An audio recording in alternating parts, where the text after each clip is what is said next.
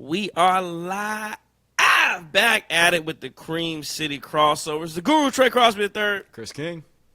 getting you up to date on the latest Milwaukee Bucks news, as always, right here at the Cream City crossover. And the latest news comes from Jake Weinbach, who's reported the Milwaukee Bucks and free agent guard Gary Trent Jr. And listen to the way he reports this out.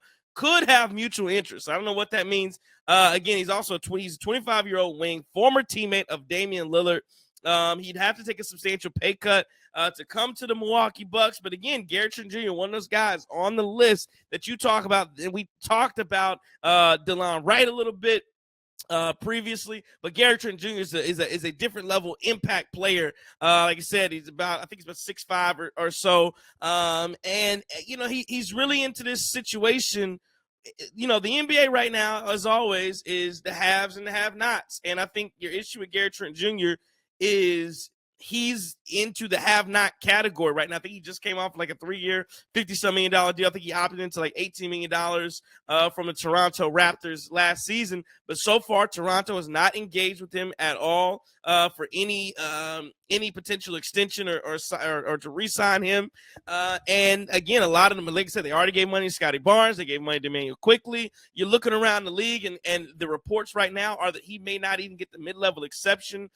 He may fall short of that, which is about $12.5 million for majority teams with this mid-level exception. So if he's not getting that money anyway, if you're Gary Trent Jr., maybe, again, instead of going somewhere where, you know, somebody in, you know, I don't know, Detroit or somebody like that's going to overpay for you to play for them, Utah, somebody like, why not take a flyer, go to Milwaukee, take a 1-year deal on a minimum, and go ball out and try and win a championship? That's a way to elevate your status and potentially get yourself into some more money for the next year instead of, you know, hooping in whereverville, right? So again, but for the Milwaukee Bucks, if the Bucks can pull this off, what a pickup. What a pickup Gary Trent Jr. would be, especially when you talk about the options that the Bucks have. But again, you look at Gary Trent, and there are some serious, like, I guess I'm gonna say downsides. I think for the Bucks there aren't any. At a minimum, I mean it's a great deal, but it's just gonna be tough for Gary Trent Jr. to get the money that he probably thinks he can command when, you know, he's kind of a one-trick pony. He's okay defensively, not a slouch. Sometimes he plays defense when he wants to play, but he's just a sharpshooter. Like he shoots a three very well, and again, it's just gonna be tough to find money for guys like I said. And I think Chris, we were talking before we started this. Like he has those games, right? And that's the thing about Gary Trent Jr. I think he had like 30 when they played the Bucks one time last season. Like he does have these games where like Gary Trent Jr. is effective and a very good basketball player. And again, I've always liked Gary Trent Jr. I remember seeing him in the summer league back. I think it was like 2018, 2019, whatever it was. I was in summer league. I was like, man, Gary Trent Jr. he's a dog. I like him. So I've always liked him back when he was with Portland, in Toronto. Now now we'll see where he ends up. But yeah, what do you think about the rumors Gary Trent Jr. potentially to the Milwaukee Bucks?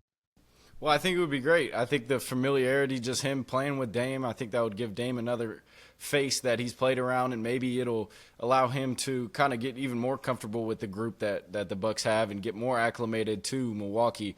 I think that would be great. And then who doesn't want to play with Giannis and contend for a championship? I think we saw what Beasley did to raise his stock a little bit. I don't know how much he'll get paid, but it probably won't be in Milwaukee. So, yeah, I think it's a good situation overall. And then, obviously, you and I, Trey, were talking about maybe getting Terrence Shannon Jr. in the draft. Well, that was for offensive purposes. Well, this would be great as well because now you have an option maybe behind Dame or along with Dame, maybe move him to the shooting guard, and then now you have a kind of a dual threat in the front court, whereas it felt like a lot of times last year we just saw a lot of, you know, pick and roll between Giannis and Dame, and then who else was creating when Chris wasn't healthy, stuff like that. So I think being able to have multiple scoring punches along with Giannis and Dame, somebody that can create their own shot, I think I would like a lot for the Bucks.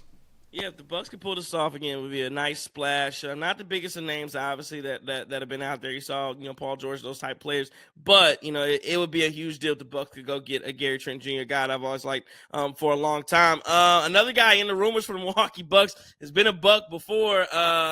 Your boy, Jabari Parker, man. Listen, when I saw this, and again, Gary Wolford was reporting this, you know, he sniffs Jabari's jock straps. Oh, he's been doing that for a long time. Listen, man, if Summer League, you want to come to Summer League. If you remember, Jabari is supposed to be with the Bucks Summer League like last year. And then he was reported to be on the Summer League team. And I think last year, right before Summer League, he chose not to come. I think he had some personal issues or whatever. Last time we saw him, he was crying in some foreign country after the season ended. So, I mean, I don't know, man. Jabari has kind of run out of things. I feel for him with the knee injuries and the ACLs and all that. But he kind of washed himself out of the league. Again, injuries had a big part to do with it. But, the not committing to defense. And listen, if it's a summer league type of deal, two-way type of deal, you're trying to work your way back into the league, I mean, fine, whatever. I would rather that go to a young guy who maybe can try to contend into being something. Jabari's a washed product to me. Like, it's over. Somebody tell me, it's the vibes, man. Jabari, what vibes did Jabari ever have in Milwaukee that were good? I don't remember him.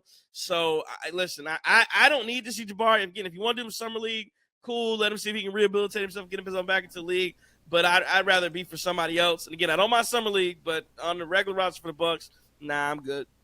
I think I'm okay on this one too. I just, the injuries are so unfortunate because he really could have been a special player. But I think, he's really carved out a role in overseas basketball that, obviously he would rather spend his career in the United States. But it's like at this point, if you're not as athletic, why not just stay over there, man? Like the more non-athletic guys, they tend to thrive over there in overseas basketball, just the tougher guys. And, I just don't think he's built for today's NBA game at this point. It's been just too long. I think he'd be too rusty. And I think you also got to give, especially getting younger, I think you got to give your young guys a shot, right? So if he's playing at the 3-4, these guys that we just drafted, are they just going to continue to take redshirt years? I hope not. So, yeah, I mean, I think I'm okay on this one too. Yeah, I just don't know what Jabari can bring at this point, this stage in his career. Again, hopefully he can resurrect himself. I just don't think it's going to be in the Cream City in Milwaukee.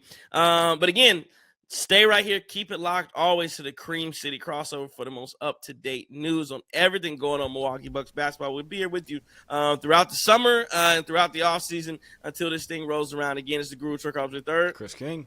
Hey, you've been locked into the Cream City crossover. Don't take no wood nickels. Kurt.